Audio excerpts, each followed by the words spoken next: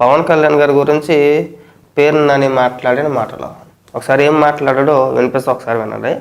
నువ్వు ఉప ముఖ్యమంత్రివా లేక మంత్రగాడివా? పవన్ వ్యాఖ్యలపై పేరుని నాని సెటైర్లు. పవన్ కళ్యాణ్ గారు రీసెంట్గా కొన్ని వ్యాఖ్యలు చేసుకొచ్చారు. కోనసీమ అందాలను ఉద్దేశించి అక్కడ ఉన్న కొబ్బరి చెట్ల గురించి మాట్లాడుతూ తెలంగాణ నాయకులు ఎక్కువగా నాతో మాట్లాడిన సందర్భంలో కోనసీమ అందాలు బాగుంటాయి, మీ కొబ్బరి చెట్లు బాగుంటాయి అంటారు. బహుశా వాళ్ళ దిష్టి తగిలిందేమో. రాష్ట్రం విడిపోవడానికి గల కారణం కూడా కోనసీమ అందాలే కావచ్చు అని చెప్పేసి చాలా సరదాగా చేసిన వ్యాఖ్యలు అవన్నీ కూడా. వాటిని సరే కాంట్రవర్సీ చాలా చేశారు అనుకుని పక్కన పెట్టండి. నేను పేరు నాని మాట్లాడుతూ ఈ కాలంలో కూడా దిష్టి లేదంటే నరదిష్టి శాతపడి ఇలాంటివి ఉంటాయా, టెక్నాలజీ మారింది కదా అని మాట్లాడుతున్నారు. ఇదే పేరు నాని 10 రోజుల క్రిందట ఒక ప్రెస్ మీట్ పెట్టి ఆ ప్రెస్ మీట్లో చంద్రబాబు నాయుడు గారిని ఉద్దేశించి, చంద్రబాబు నాయుడు గారు ఎప్పుడు ముఖ్యమంత్రి అయినా సరే రైతులందరికీ కష్టాలు తప్పవు, ఆయన అడుగు పెట్టాడంటే అదో గతి, అయితే అతివృష్టి లేకపోతే అనావృష్టి అని చెప్పేసి ఇదే పేరు నాని మాట్లాడాడు. ఇవాళ ఏం మాట్లాడుతున్నాడో ఒకసారి వినిపిస్తా చూడండి. ఇంకా చాలా మాట్లాడాడు. జగన్మోహన్ రెడ్డికి సంబంధించి గత 5 ఏళ్లలో జగన్మోహన్ రెడ్డి ప్రయాణాల ఖర్చు దాదాపు 222 కోట్లు. ప్రజల సొమ్ము జగన్మోహన్ రెడ్డి విలాసవంతమైన ప్రయాణాల కోసం తన పిల్లలను చూసుకోవడానికి, లండన్లో ఉన్న కూతుర్లను చూసుకోవడానికి 222 కోట్ల రూపాయలు ఖర్చు పెట్టాడు. దానికి సంబంధించి కూడా మాట్లాడాడు. ఒకసారి పవన్ కళ్యాణ్ గారి గురించి ఏం మాట్లాడాడు వినిపించి తర్వాత మాట్లాడదాం.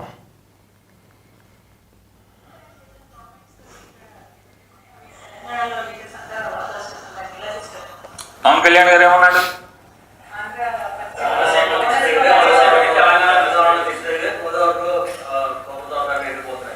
కోనసీమలో తెలంగాణ వాళ్ళ దిష్టి తగిలే చెట్లని, కొబ్బరి చెట్లని చచ్చిపోతున్నాయి అని చెప్పిన. ముఖ్యమంత్రిగా అన్నాడా లేకపోతే ఏమన్నా చేతపడి చేసేటువంటి అతను ఏమంటారండి, బ్లాక్ మ్యాజిక్ ఏమంటారు, తెలుగులో ఏమంటారండి, క్షుద్ర పూజలు చేసేవాడిని ఏమంటారు, మాంత్రికుడా? అంటే ఈయన మాంత్రికుడు హోదాలో అన్నాడా? అప్పుడప్పుడు మెడలో అక్కడిక్కడికి పూజలు చేసుకుంటా వెళ్ళిపోతా ఉంటాడు కదా, ఆ మోడల్లో మాంత్రికుడు హోదాలో అన్నాడా? ఈ రాష్ట్రానికి ఉప ముఖ్యమంత్రి హోదాలో అన్నాడా?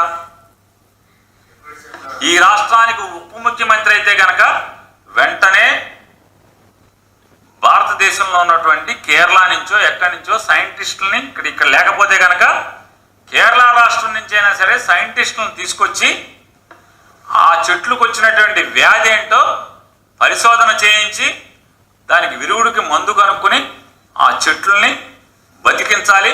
తద్వారా రైతులు చచ్చిపోకుండా జీవం పోయాలి, చెట్టుకి పోయాలి, కోనసీమ రైతుకి పోయాల్సింది పోయి చేతపడి నేర్చినటువంటి మాంత్రికుల్లాగా ఆడి దిష్టి తగిలింది, ఈడి దిష్టి తగిలింది, దిష్టిలు తగులుతాయా? నిజంగా దిష్టే తగిలితే మీ ముగ్గురు విమానాలు ఎక్కి, జనం సొమ్ముతో విమానాలు ఎక్కి లేదా హెలికాప్టర్లు ఎక్కి తిరుగుతున్న దానికి ఆ దిష్టికే మీరు పడిపోవాలి.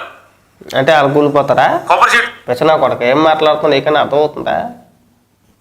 మరి జగన్మోహన్ రెడ్డి జనం సొమ్ముతో కదా తిరిగింది.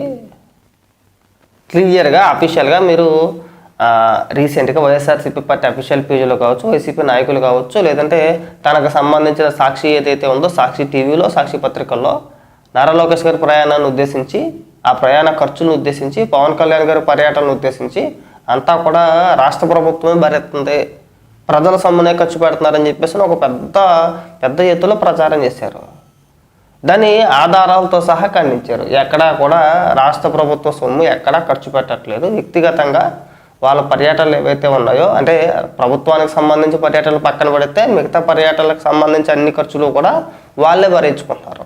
అది అఫీషియల్గా రిలీజ్ చేశారు. దానికి వచ్చిన కడుపు మాట ఇదంతా కూడా, దానికి ఏడుపు మాటలంతా కూడా. సిగ్గుండి అవసరంలా పేరునని మాట్లాడే ముందు కాస్త ఇంగిత జ్ఞానం అనేది మనకు ఉండాలి. ఎవరు పడిపోవాలి? ఆ లెక్కెత్తే 222 కోట్ల రూపాయలు తినేసిన జగన్మోహన్ రెడ్డి ఎప్పుడో పడిపోలేదే, పడిపోవాలి కదా. దిక్మాల సవట్ సన్నాసి ఎందుకు పడితే దిష్టి అనేది ఉంటే ఇవాళ తెలంగాణ ఆంధ్రాతో పోటీ పడి వరి పంట పండిస్తున్నాయి, ఆంధ్రాతో పోటీ పడి ఉద్యానవన పంటలు పండిస్తున్నాయి. ఒకవేళ తెలంగాణ ఏంటంటే రాజస్థాన్లో పండుతున్నాయి, కాయగూరలు పండుతున్నాయి, ఉద్యానవన పంటలు పండుతున్నాయి. టెక్నాలజీ మారిపోయిన తర్వాత ఇంకా ఈ చేతబళ్ళు మంత్రాలు అంటే మరి మొన్నే కదరా 10 రోజుల కిందటే కదరా పేరు నాని ప్రెస్ మీట్ పెట్టి చంద్రబాబు నాయుడు గారు ముఖ్యమంత్రి అయితే అలా జరిగిపోద్ది, రైతులందరూ అలా అయిపోతారు, వానలు పడవు, వర్షాలు వస్తాయి, మునిగిపోతాయి అని చెప్పేసి మాట్లాడింది మీరే కదరా. మొన్న రీసెంట్గా 10 రోజుల కిందట ప్రెస్ మీట్లు ఈడు మాట్లాడిన మాటలే. ఇవాళ వచ్చేసి టెక్నాలజీ మారిన తర్వాత ఇలాంటివన్నీ జరుగుతాయా అని చెప్పేసి మళ్ళీ ఇక్కడ ఓపెన్ చేస్తాలో. సరే, ఇక ఈ విమాన ప్రయాణాల ఖర్చులకు సంబంధించి పేరుని నాని మాట్లాడే మాటలు ఇప్పుడు ఏమని మాట్లాడతాడంటే నారా లోకేష్ గారి బ్యాంక్ అకౌంట్ డీటెయిల్స్ అన్నీ కూడా బయట పెట్టేయండి. ఎందుకంటే జగన్మోహన్ రెడ్డి ప్రయాణించిన ఖర్చులు ఏవైతే ఉన్నాయో అవి రాష్ట్ర ప్రభుత్వం భరాయించిందని చెప్పేసి అఫీషియల్గా ఒక రిపోర్ట్ వచ్చింది. నేషనల్ మీడియా కూడా తుప్పుకు నుమ్మేసేస్తుంది, దాదాపు 222 కోట్లు. దానికి సంబంధించి మాట్లాడుతూ ముందంట నారా లోకేష్ గారి బ్యాంక్ స్టేట్మెంట్లు అన్నీ కూడా బయట పెట్టాడంట. ప్రెస్ మీట్ పెట్టేవాడు ఏం చేయాలి?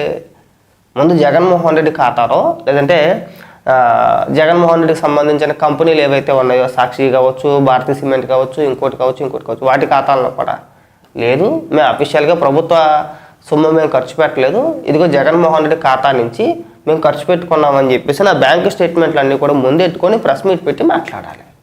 అలా అవసరం లేదు, డైరెక్ట్గా మాట్లాడేస్తాడు. ఒకసారి అది కూడా వినిపిస్తామన్నాడు, ఏం మాట్లాడుతాడు. ఇది ఒకటే కాదు, ఆయన లోకేష్ గారి బ్యాచ్ అంతా మాట్లాడుతున్నారు. ప్రజల సొమ్ము నయా పైసా ఖర్చు లేకుండా లోకేష్ విమానంలో తిరుగుతున్నాడని నేను ఒక సామాన్యుడిగా ప్రశ్నిస్తున్నాను లోకేష్ గారి బ్యాచ్ అందరినీ. అయ్యా లోకేష్ గారు లేదా పవన్ కళ్యాణ్ గారు, మీరు తిరిగేటువంటి విమానాలు ఖర్చు ఎవరు పెడుతున్నారు? ఎస్, జనం సొమ్ము కాదు, ఎవరి సొమ్ము అది? ఎవడొకడు డబ్బు కట్టకుండా విమానం గాల్లోకి లేకదు కదా, లేకదు. మరి ఎవడు పెడుతున్నాడు? జనం సొమ్ము కానప్పుడు ఎవడ పెడితే నీకెందుకు చెప్పాలి? నేను పెట్టుకుంటా, ఇంకొకటి పెట్టుకుంటాడు, నా ఖర్చు నేను పెట్టుకుంటా, నీకెందుకు చెప్పాలి? ఇప్పుడు జనం సొమ్ము అనుకో, మన సమాధానం చెప్పాలి. జనం సొమ్ము జగన్మోహన్ రెడ్డి 222 కోట్ల రూపాయలు ఖర్చు పెట్టి తిరిగేసాడు. మరి దానికి ఆధారాలు చూపించాలి కదా, ఖండించాలి కదా, దాన్ని ఖండించట తీసుకురావాలి. జగన్మోహన్ రెడ్డి బ్యాంక్ స్టేట్మెంట్లో కూడా జిరాక్సులు తీసుకొచ్చి ఇదిగో ఎంత ఖర్చు పెట్టాం మేము, రాష్ట్ర ప్రజల సొమ్ముతో మేము తిరగలేదని చెప్పేసి నువ్వు చెప్పాలి. అది చెప్పడట, నీకెందుకు చెప్పాలి? ఎవడో నువ్వు ప్రజల సొమ్ము ఖర్చు పెడితే దానికి ఒక అథారిటీ ఉంటుంది. సరే, ప్రజల సొమ్ము ఖర్చు పెట్టారంటే లెక్కలు చెప్పండి అంటే అదొక అందం బాగుంటుంది. ప్రజల సొమ్ము ఖర్చు పెట్టినప్పుడు ఎవడ సొమ్ము ఖర్చు పెడితే నీకెందుకు చెప్పాలి? ఎవడో నువ్వు అసలా? మాట్లాడు ఇంకా మాట్లాడు. అంటే మీరు ఎవరన్నా బినామీల్ని పెట్టుకుని బినామీల చేత విమానాలు కొనిపించి తిరుగుతున్నారా ఫ్రీగా? లేదా రూపాయి లేకుండా మీకు విమానాలు పెట్టేవాడు ఎవడో? ఎందుకు పెడుతున్నారు? వాళ్ళకి 99 పైసలకి భూములు ఇచ్చేవాళ్ళు పెడుతున్నారా?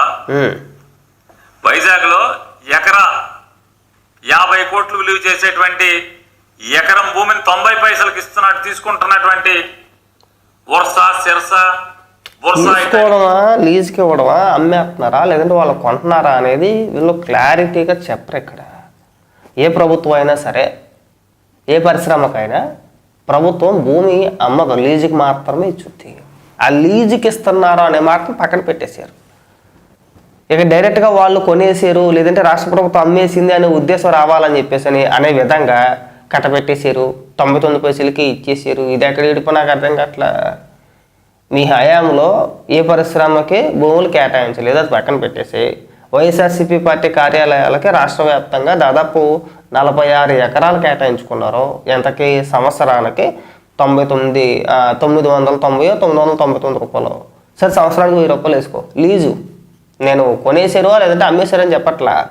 ఏం ఉపయోగం మీ పార్టీ వల్ల? మీ పార్టీ కార్యాలయాల వల్ల ఎవరికైనా 10 మందికి ఉపాధి దొరుకుద్దా? లేదు కదా. మరి ఎందుకు కేటాయించుకున్నారో? ఏదైనా ఒక పరిశ్రమ వస్తే ఈడుతాడు. పరిశ్రమ రాకూడదు, రాజధాని రాకూడదు, రాష్ట్రం బాగుపడకూడదు. ఏంట్రా అంటే మాట్లాడితే మా జగనన్న సంక్షేమ పథకాలు ఇచ్చేశారు కదా, మీరు కూడా ఇచ్చేసాను, విపరీతంగా పంచేయండి అప్పులు చేసేసి. లేదంటే కనుక మేము వచ్చిన తర్వాత పప్పు బెల్లాలా పనిచేస్తాము, రాష్ట్రంలో అందరిని అడుగు తినేలా చేసేస్తే మాకు ఓట్లు వేసే వాళ్ళు జనాభా పెరిగిపోతారు అనుకుంటున్నాడే. ఏం దిక్కుమలి ఎదవ లాజిక్లన్నీ మాట్లాడతారో మాకు అర్థం కావట్లా. నువ్వు మంత్రి, పైగా మాజీ మంత్రి. కంపెనీలు వాళ్ళు పెడుతున్నారా? ఎవరు డబ్బులు కడుతున్నారు? ఛాలెంజ్ చేస్తున్నాను. నయా పైసా ప్రజల సొమ్ము లేకుండా తిరిగితే మీ అకౌంట్ లోంచి డబ్బులు కడుతున్నారా? హెరిటేజ్ నుంచి కడుతున్నారా? పవన్ కళ్యాణ్ గారు జేబులోంచి కడుతున్నారా? బయట పెట్టండి. మేము అదే అడుగుతున్నాం కదా. ఇప్పుడు జగన్మోహన్ రెడ్డి బ్యాంకు ఖాతా డీటెయిల్స్ పట్టరా, భారతిరెడ్డి గారి బ్యాంకు ఖాతాలు పట్టరా, భారతీయ సిమెంట్ ఖాతా ఏమన్నా ఉంటే కనుక ఆ డీటెయిల్స్ అన్ని పట్టుకురా. 222 కోట్ల రూపాయలు ప్రజల సొమ్ము అప్పనంగా ఖర్చు పెట్టేశారు. పైసా ఉపయోగం లేదు. జగన్మోహన్ రెడ్డి పర్యటనల వల్ల ఇప్పటికొచ్చి పైసా ఉపయోగం లేదు. ముఖ్యమంత్రి హోదాలో చేసిన పర్యటనలే లండన్ కావచ్చు,